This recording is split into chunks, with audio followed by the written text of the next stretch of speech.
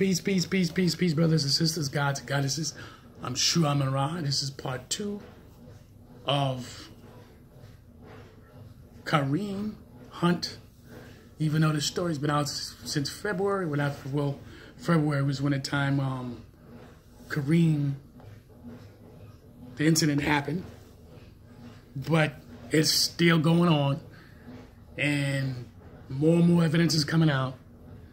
And my bottom line is this: black men, you just seem that I'm speaking to the ones who seem like they just can't get it. Stop playing with these white women. And if you do, you've got to be smart. You got to use the elements around you. You got the police. You got friends that's there. Tell them to take the cameras out, videotaping when the white woman decides she wants to go ballistic. And some of them gonna go on pressing charges. Don't get that shit in your fucking head. I'm gonna get rid of her. No. Because somebody in your camp will fucking tell on your ass. Because ain't nobody trying to do 30 years to life, 25 years to life, or life itself. Because you want to do something fucking real idiotic. Because you're trying to get rid of the problem. No. You can tell your boy to get the camera, press that fucking button, and watch and listen to these people fucking go off. There's your first backup. Your second backup, call the police. Make sure they know exactly what's going on before they get there. Because when she talks to them, she's going to make sure that she is the sheep, not the wolf. I'll say it again. Now, if you're dumb ass, or is that if you the wolf, because you're so jealous and your emotions is so high, you fucked. You better hope the NFL pay your motherfucking ticket. You better hope the NFL pay your ticket, or any other athlete that a black man is in. You better hope they pay your ticket. Because you fucked. But I want to get back to Skip and Shannon Sharp was discussing this video, and listen to their output. And please, pay attention. Black men, you just got to leave these white women alone, man. Everything I'm about to speak straight from the heart, because as you know, I've always been a huge fan of the National Football League. Mm-hmm. I love the NBA too, but boy, the NFL is up there for me. And it just frustrates me. It perplexes me that the NFL can't seem to get out ahead of these things, these incidents, because you're right. There were no charges filed. There's no complaint filed by the woman. And she convinced the police nothing had really happened and she didn't want to pursue it, and they dropped it. And as you said, they dropped the ball first. But to me, the National Football League is the most powerful league in the world, and you just have to be a little better at getting to the bottom of these incidents. Your investigative arm has to do better. You've got ex-FBI people. Clearly, his residence was a hotel. Correct. So you just know there's going to be footage. Absolutely. Right? Yes. And you just have to figure out how to get your hands on the tape, because you are the National Football League. Now, obviously, the Cleveland police say they couldn't get the tape either for whatever reason. So how did TMZ get it? Obviously, did they pay for it? Of course they did. Okay. The same reason they got, the same way they got, because theoretically, Skip, you're only supposed to turn that tape over to law enforcement. Yeah. Well, TMZ is not a law enforcement arm, it's not a law enforcement body. But TMZ keeps setting all the agendas here. They keep, well, like we started with Ray Rice. Right. And obviously the NFL swung and missed on that. Right.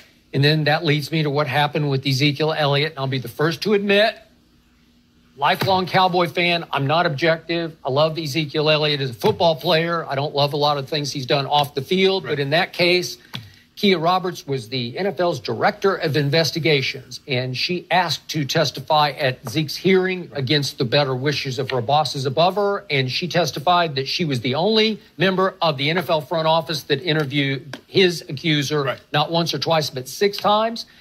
And she found that woman not credible.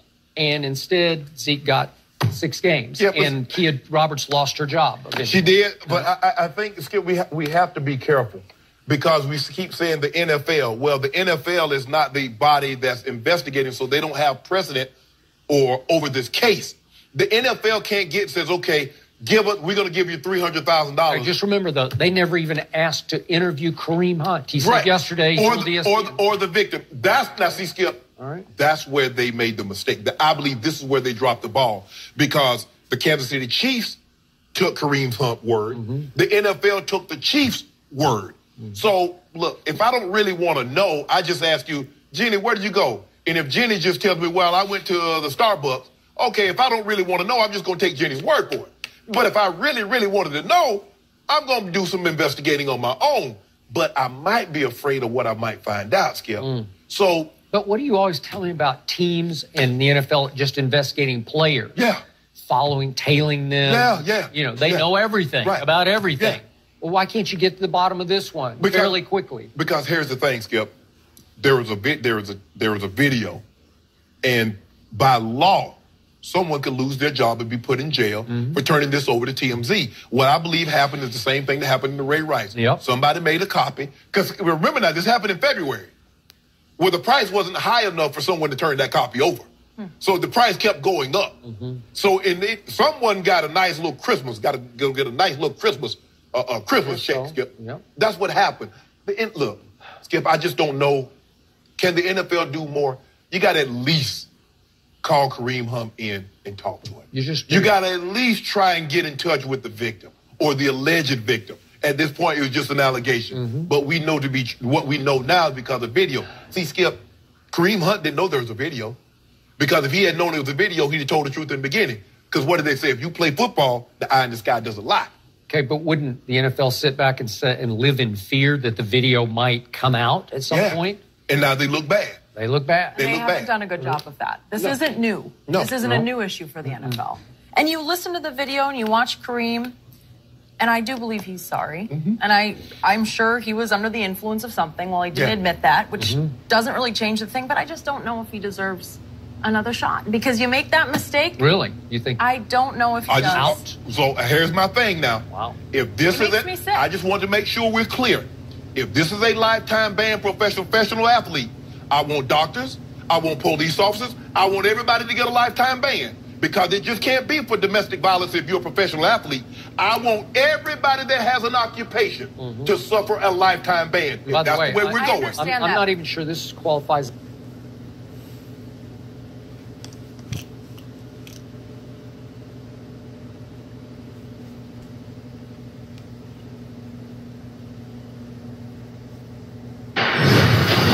The Chiefs released. Well,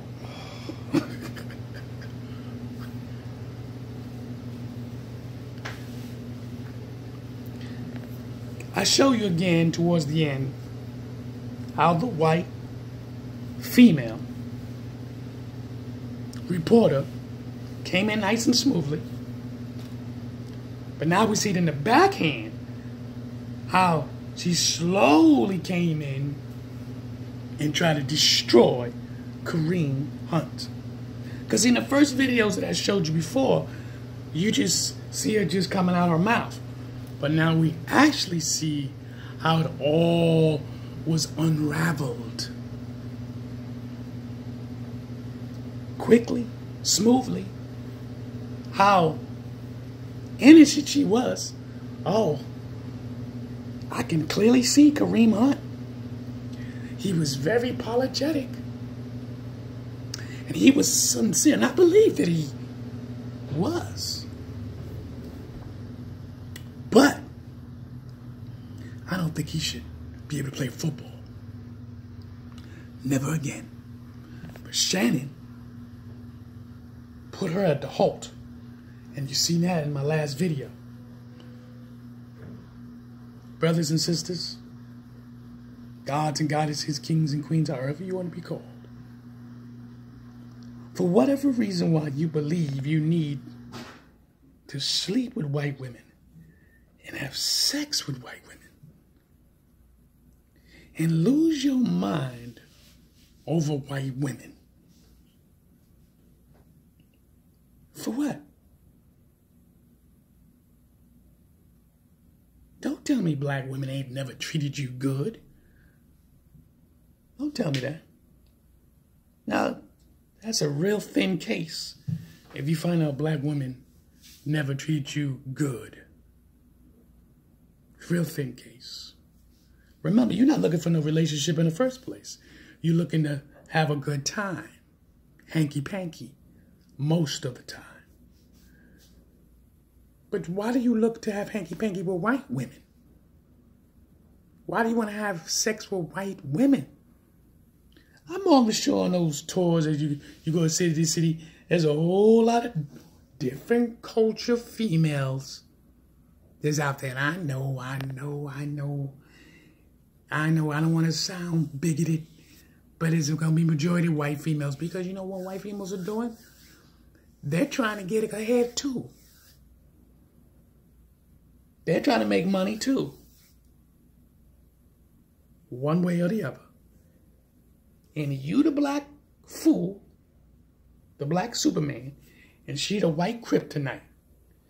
And she gonna bring her kryptonite was between her legs. And ain't got your ass. Now even though they said she's dropping it and don't want to pursue it because there's something behind that. Either they already paid her. They already paid this young lady. Probably gave her a meal or two. So it can go away quietly. Or she done more than what meets the eye. Because we don't know. There were 3 females. These females wasn't ugly. See their bodies? Nice, solid, big, giant butts. You know what I'm saying? They weren't no hashtag type females. They wasn't super fine either, but you can tell these females, I told you a lot of these white females be doing. Keep telling a lot of these white females, they put themselves together and now they follow the trail of money. They know what an athlete's going to be. They know what all the big time clubs is going to be. They know where they're at. They know where the big house party is going to be. The real house parties. They know where to go.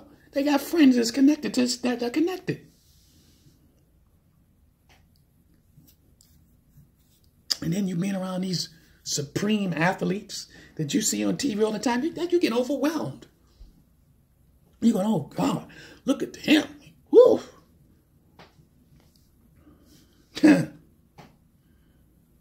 This ain't nothing new. Even for entertainers go through the same thing. People will put you on a pedestal. Remember what Chuck Berry? What did Chuck Berry say? What got Chuck Berry in trouble? Sweet 16. He made a song about that shit. Sweet 16. He was messing with them 16-year-old girls and white girls. Following them everywhere to go. That's how he got in trouble.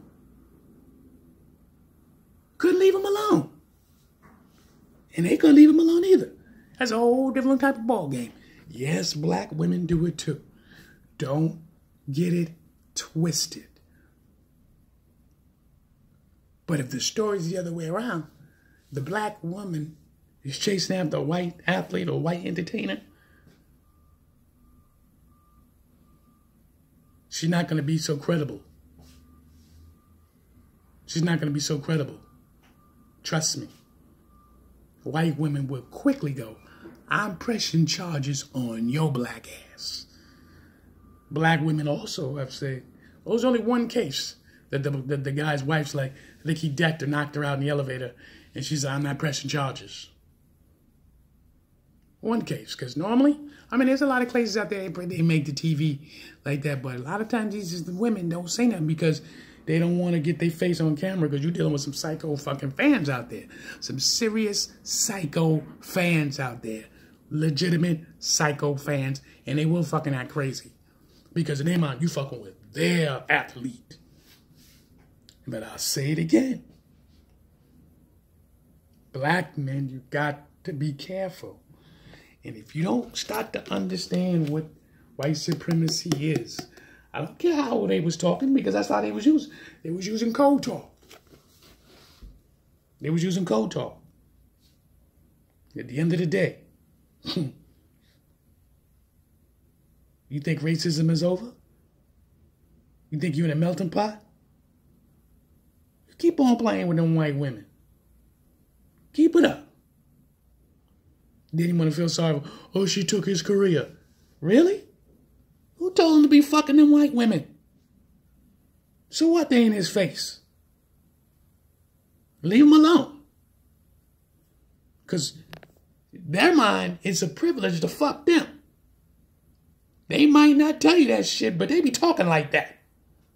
No, it's a privilege to them be fucking your supreme ass. You the supreme athlete. You the God athlete. This is why they want to touch you and feel you and fuck you. So they can say, I done it to that motherfucker. I fucked the fastest man on earth.